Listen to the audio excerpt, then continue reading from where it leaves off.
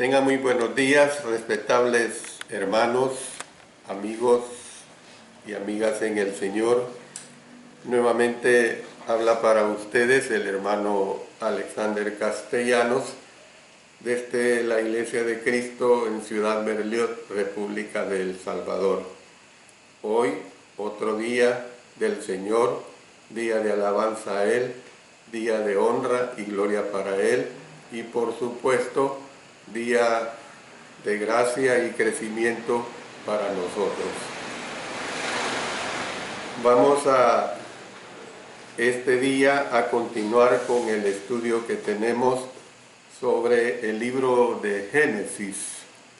Ahora vamos a ver el capítulo 14 y ahí se habla de Abraham como una bendición, pero usted oiga la palabra bendición entre comillas y usted lo va a entender en el desarrollo de este estudio. Mientras tanto, pongámonos en oración.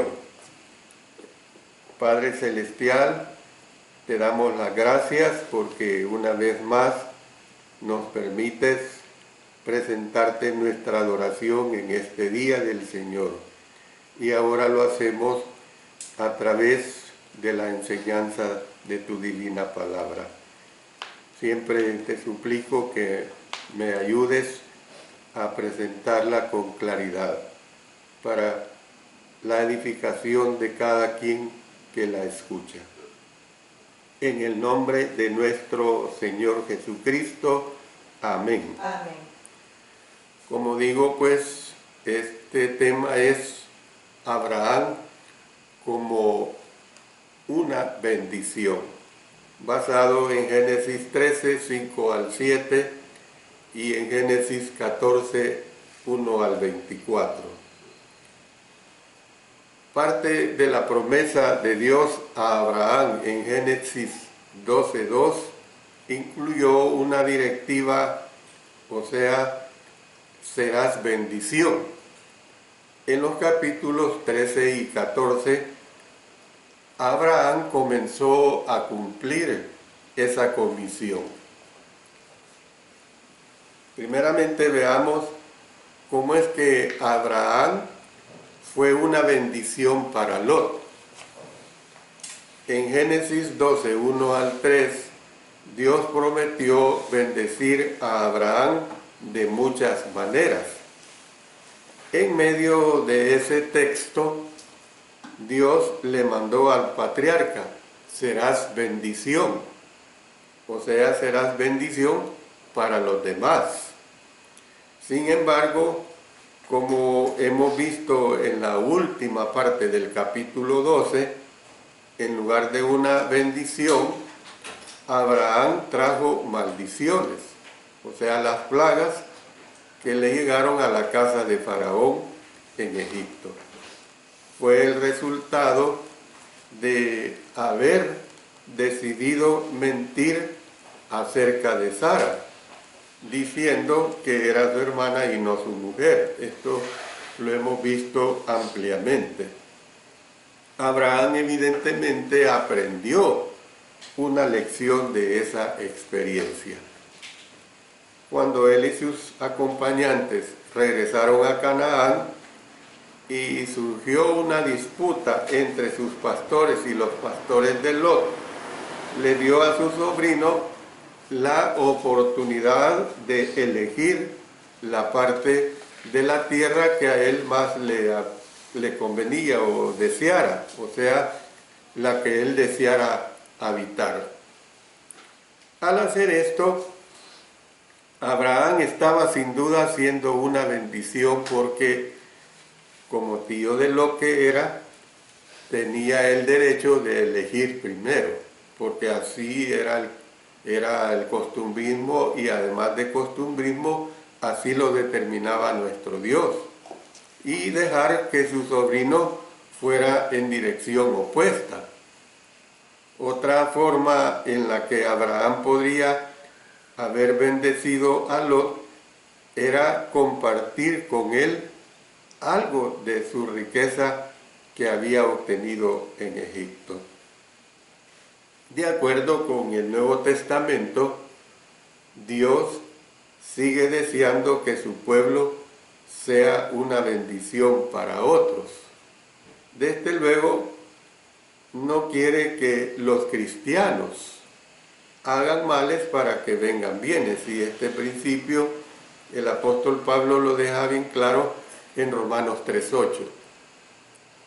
Tales acciones llevan a las personas a blasfemar el nombre de Dios en lugar de glorificarlo. Noten lo que dice en Romanos capítulo 2, verso 24.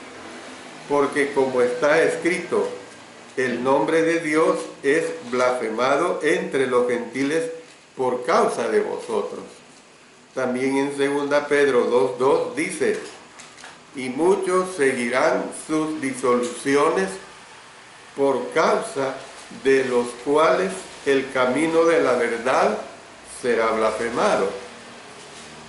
En el Sermón del Monte, el Señor Jesús, aunque no usando la misma expresión, les enseñó a sus discípulos a hacer una bendición para los que les rodearan. Miren lo que les dijo. Así alumbre vuestra luz delante de los hombres, para que vean vuestras buenas obras y glorifiquen a vuestro Padre que está en los cielos. Mateo 5:16.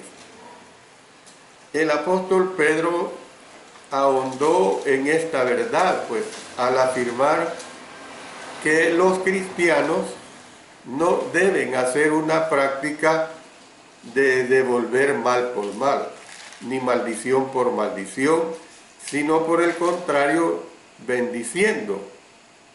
Y señaló que fuimos llamados para que heredemos bendición. 1 Pedro 3:9.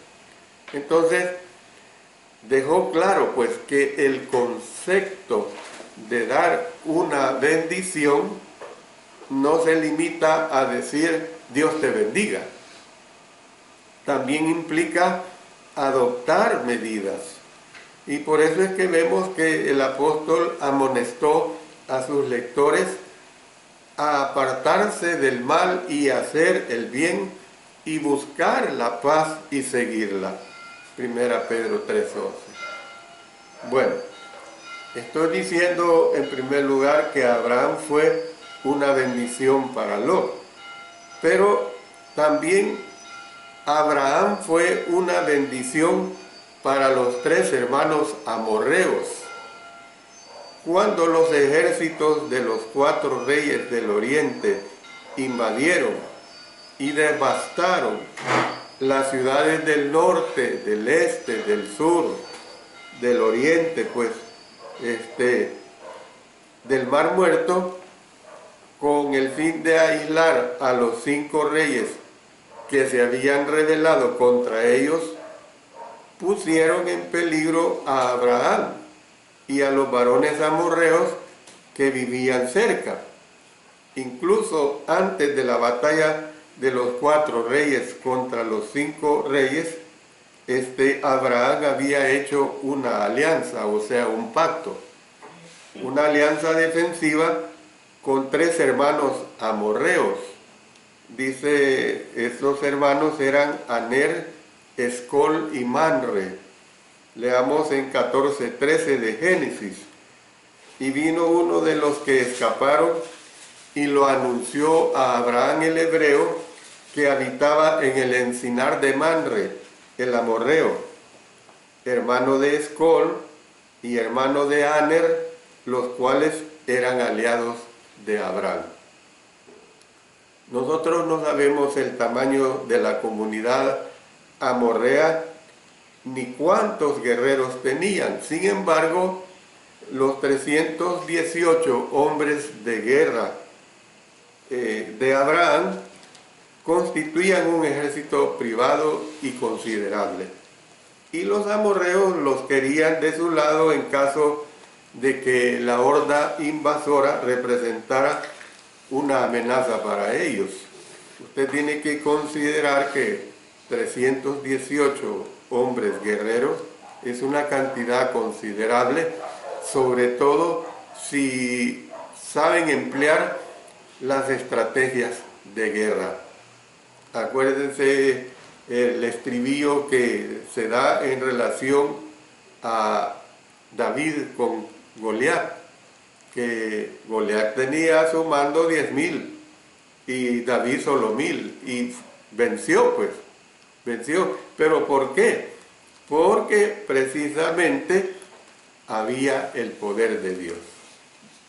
Además, Abraham podría haber compartido con los 3 hermanos amorreos el relato de su llamado de parte de Dios, del Dios verdadero, mejor dicho. Y tal vez entendieron que Jehová lo había bendecido con mucha riqueza. Después de la victoria sobre los 4 reyes orientales, el patriarca dio testimonio a estos gentiles que él no merecía ningún crédito por la victoria en la batalla ni el regreso de las personas y el botín, porque era costumbre, y así ha sido en las guerras.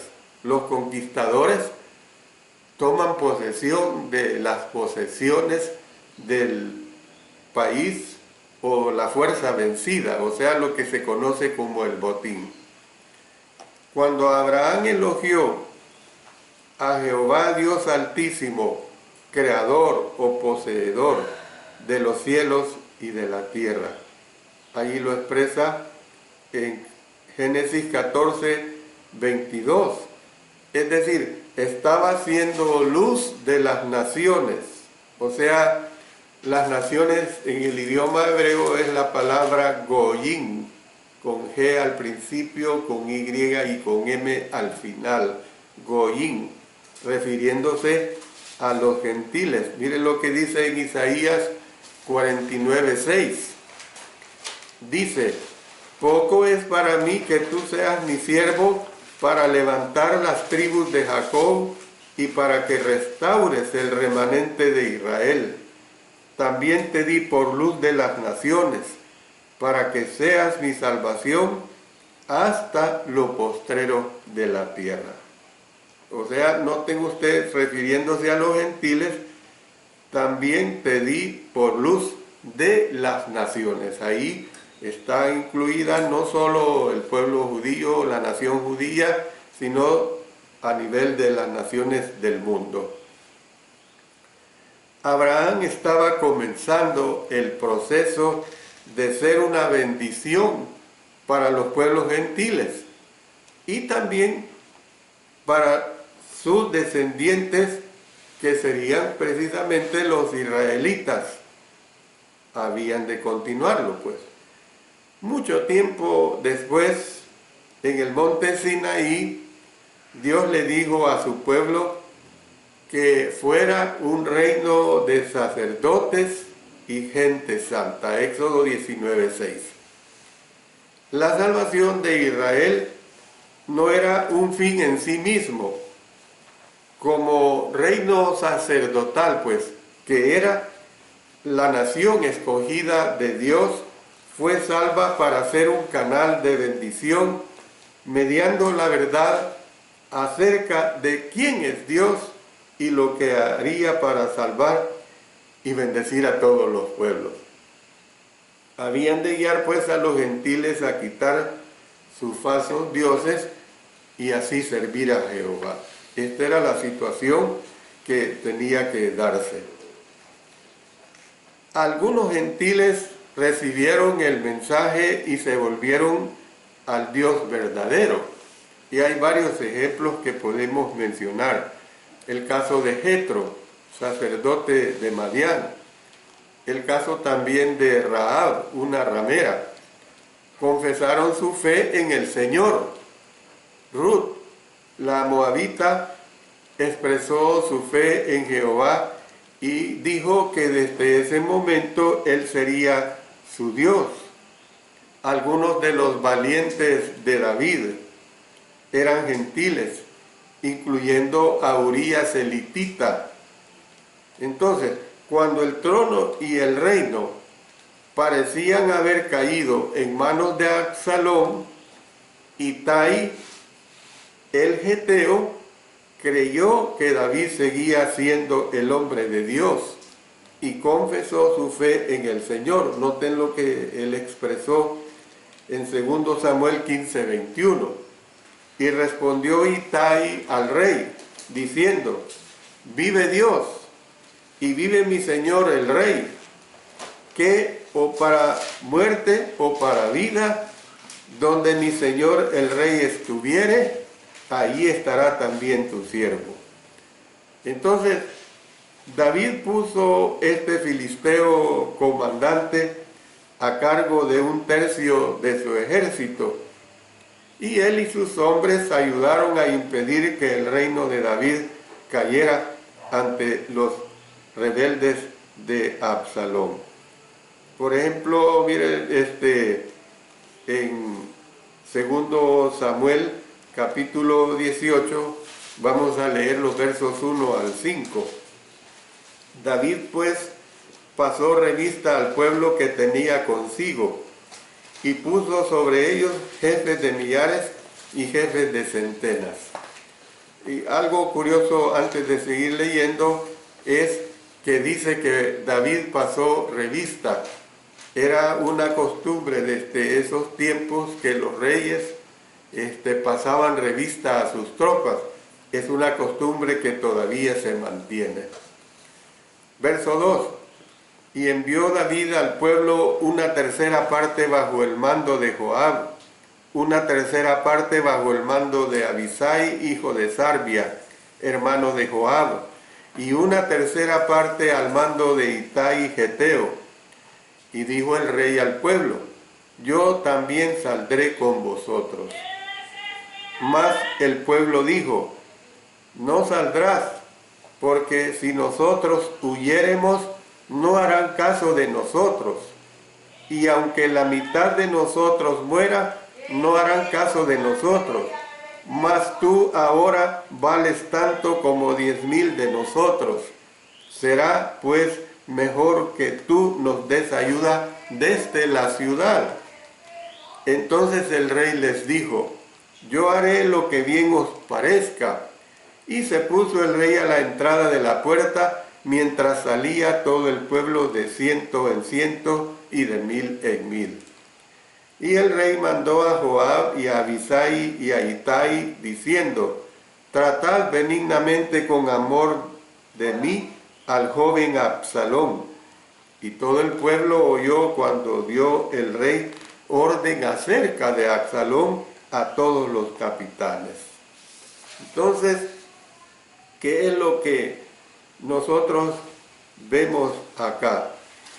David puso este filisteo comandante, pues, a cargo de 1/3 de su ejército, y él y sus hombres ayudaron a impedir que el reino de David cayera ante los rebeldes de Absalón.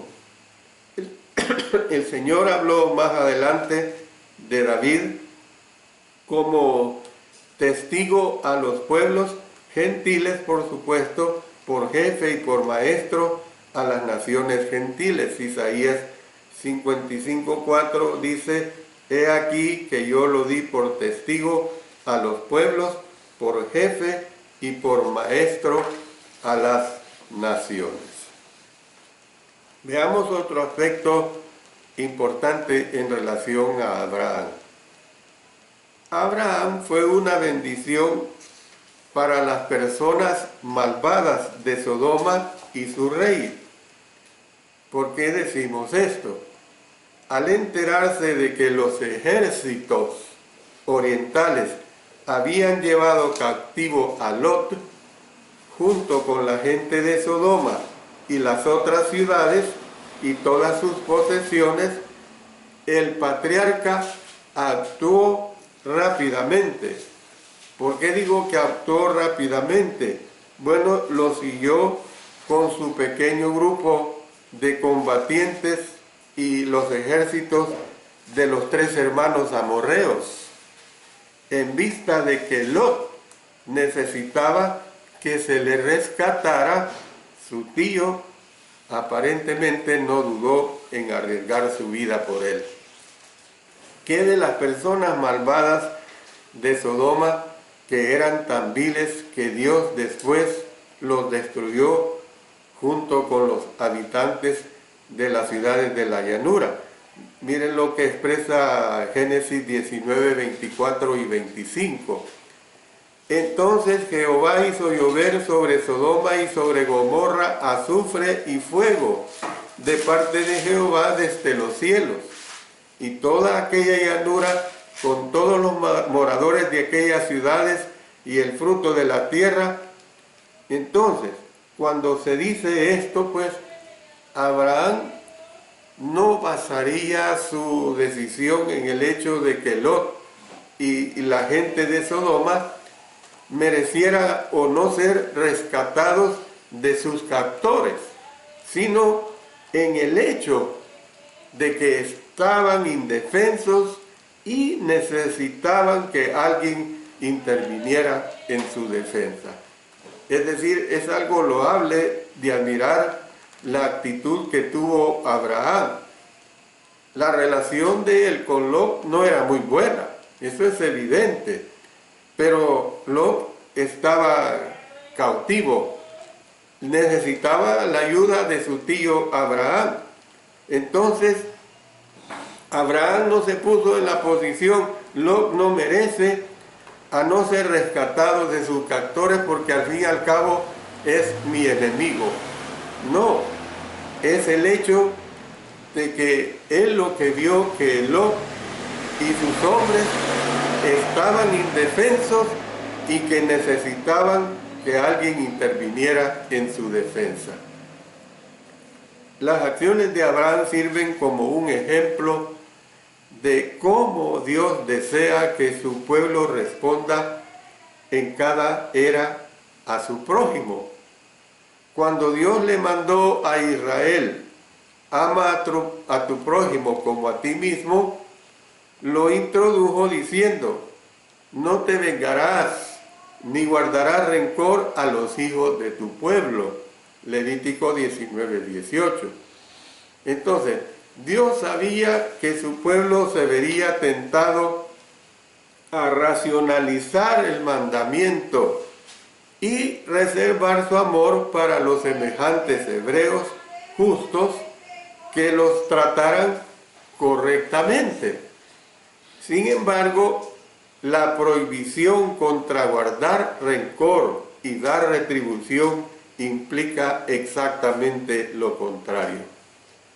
Quiere decir que incluso pues los semejantes que no lo merecían habían de ser amados.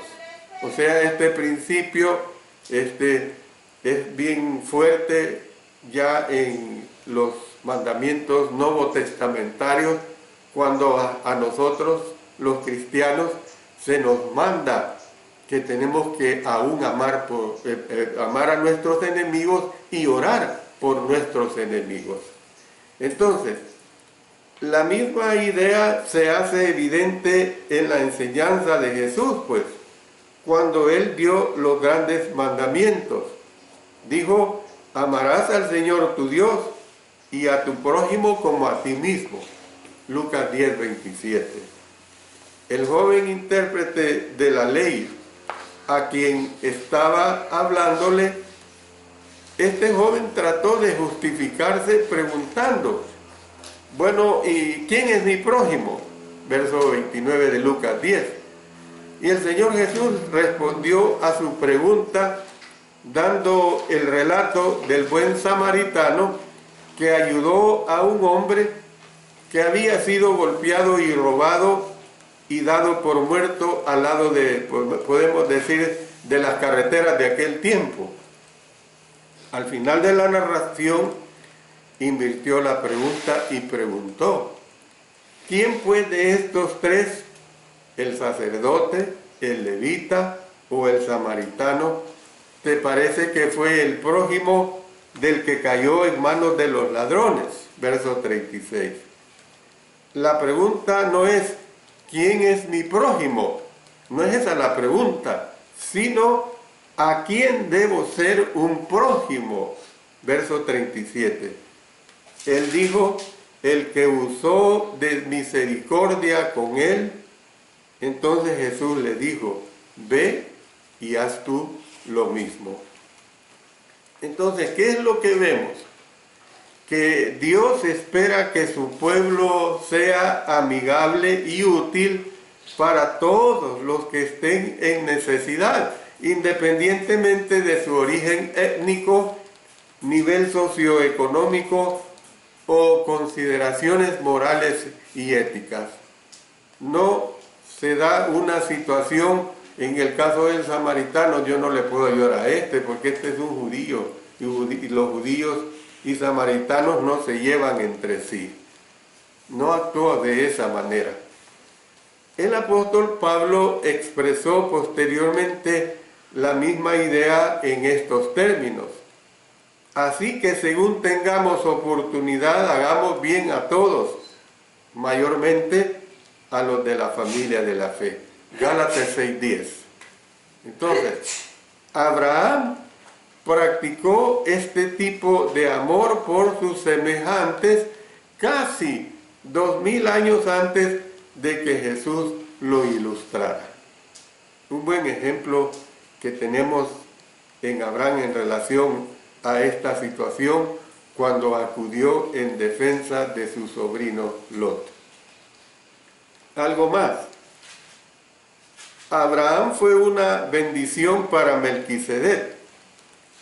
El texto no revela cómo es que se enteró Melquisedec de Abraham, el extranjero adinerado cuyo pequeño ejército había obtenido una sorprendente victoria sobre los reyes del Oriente.